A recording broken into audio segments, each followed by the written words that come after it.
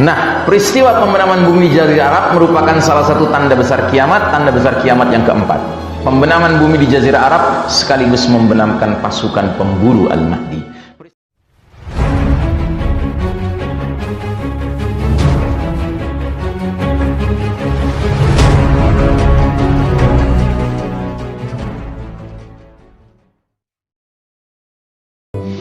Baik, terus kita masuk sekarang kepada pembenaman bumi di Jazirah Arab, pembenaman pasukan pemburu Al-Mahdi, pembaiatan Al-Mahdi oleh kaum muslimin khususnya dari Irak dan Syam, konsolidasi pasukan Al-Mahdi, Ashabur Rayatus Sud, pasukan berpanji hitam. Ya.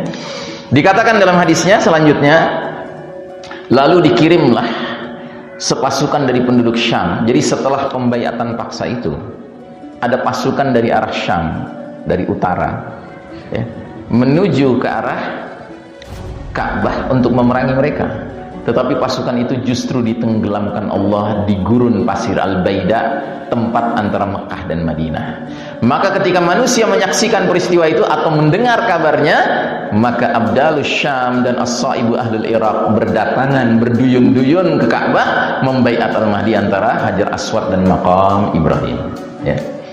Hadisnya diantaranya, ketika Rasulullah SAW berbaring di rumahku, Ummu Salamah istri Nabi, tiba-tiba beliau bangun dan tiba-tiba mengucapkan kalimat istirja, inna lillahi wa inna ilaihi raji'un. Aku pun bertanya, demi ayah ibuku apa yang terjadi ya Rasulullah sehingga engkau membaca kalimat istirja? Kata Nabi, aku menyaksikan sepasukan dari umatku, mereka datang dari arah Syam, mereka mau menuju ke Baitullah Ka'bah untuk memerangi seorang laki-laki yang Allah telah lindungi dia dari mereka. Sampai ketika mereka tiba di gurun pasir Zulhulaifah, mereka dibenamkan semuanya ke dalam bumi.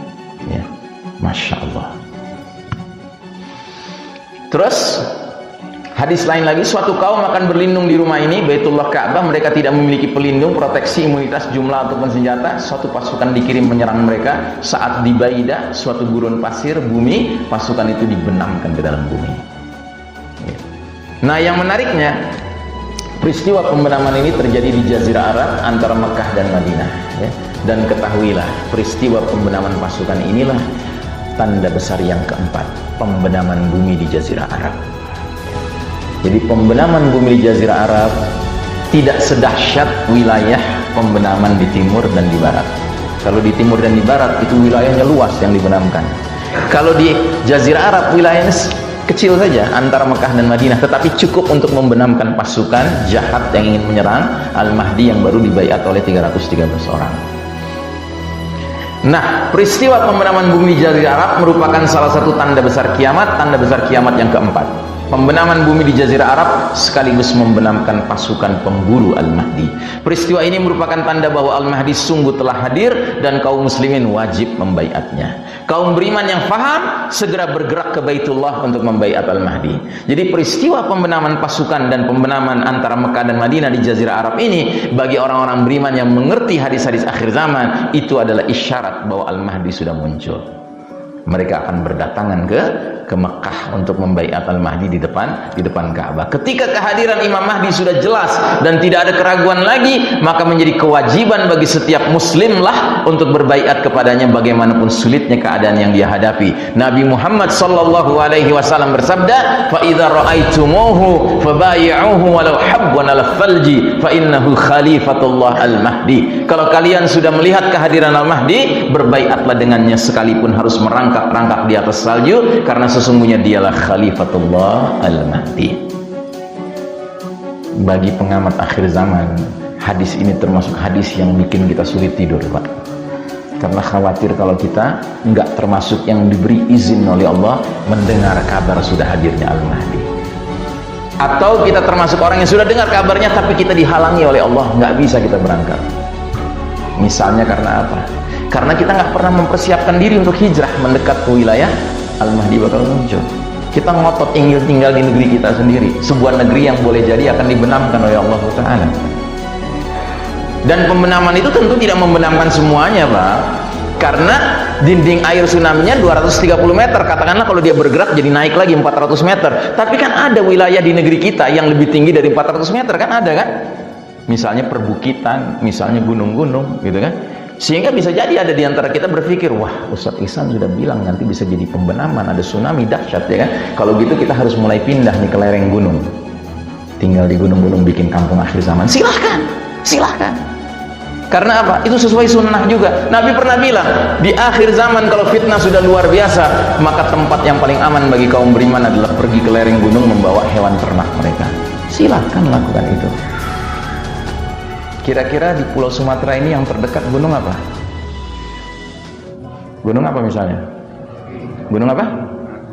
Merapi ya, katakanlah ya, Merapi ya.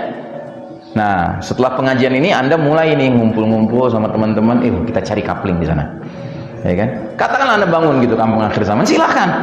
Boleh jadi ketika nanti tsunami datang, ya, Anda selamat. Kampung itu selamat. Cuma Anda tidak tinggal di Gunung Merapi lagi, Anda tinggal di Pulau Merapi.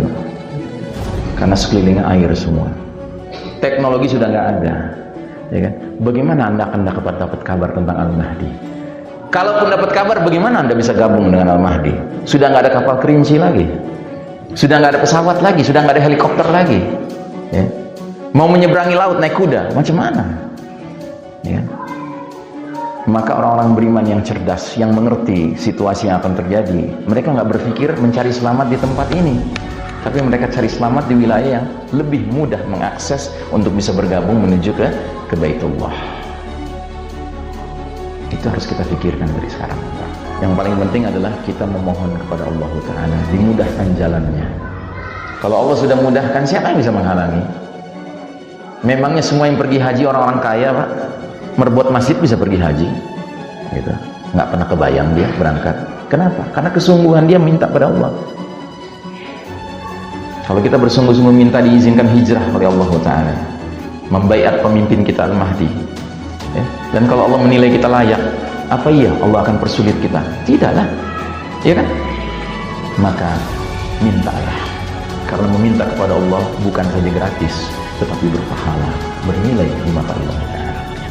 Kemudian diantara yang segera bergerak ke Baitullah untuk membayat Al-Mahdi, begitu menyaksikan atau mendengar kabar pembenaman pasukan pemburu Mahdi di Jazirah Arab adalah Abdalus Syam dan As-Saibu Ahlul Irak. Jelas-jelas dalam hadisnya Nabi menyebut dari Syam dan Irak akan berdatangan membayat Al-Mahdi. Pertanyaan, Syam dan Irak hari ini dalam kondisi damai, tenang, tentram atau sedang bergolak, Pak? Bergolak. Berarti kemungkinan besar yang dimaksud dengan dari Syam, dari Irak segera membaiat Al-Mahdi begitu pasukan terbenam, siapa? Mereka-mereka yang sedang berjihad sekarang di sana, ya. Dan inilah pasukan Al-Mahdi, ya. Inilah mereka-mereka yang dilatih oleh Allah dalam kesulitan sekarang tanpa kepemimpinan yang jelas. Kadang-kadang bahkan satu fraksi dengan fraksi lainnya berselisih satu sama lain, tapi begitu sudah datang the certified leader, dia menjadi perekat dari semua faksi-faksi mujahidin itu. Takbir. Karenanya jangan nunggu Al-Mahdi muncul. Dari sekarang pun mental kita harus mental saling mengalah, Pak. Bukan mental ingin menang, ya, kita ini saudara, Pak. Kunu ibadallahi ikhwanan. Kan aneh, orang udah akidahnya benar tapi kok ribut satu sama lain. Ajib.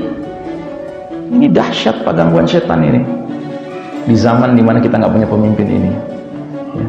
Makanya salah satu ciri orang-orang yang layak bergabung dengan Al-Mahdi, ciri-ciri jundullah, prajurit Allah, disebutkan dalam surat Al-Maidah ayat 54, adzillatin 'alal mu'minin, berlaku lemah lembut terhadap sesama orang beriman, ya. Jangan merasa kelompok kita yang paling hebat, jangan merasa kelompok kita yang paling nyunnah, jangan menganggap kelompok kita yang paling berjihad, ya. Kita harus saling menghargai satu sama lain. Kenapa? Karena kita hidup tanpa pemimpin sekarang. Bagaimana bisa diharapkan kita tiba-tiba bisa dengan mudahnya bersatu? Sulit, Pak. Tapi itu bukan alasan untuk kita melatih diri memiliki ruh adzillatin 'alal mu'minin, berlemah lembut terhadap sesama orang beriman, ya. Baik, kehadiran nyata Al-Mahdi menyebabkan Ashabu Rayatus Sud, pasukan Panji Hitam, terkonsolidasi dan segera berbaiat dan berbaris di belakang Al-Mahdi, Amirul Mukminin fi akhir zaman.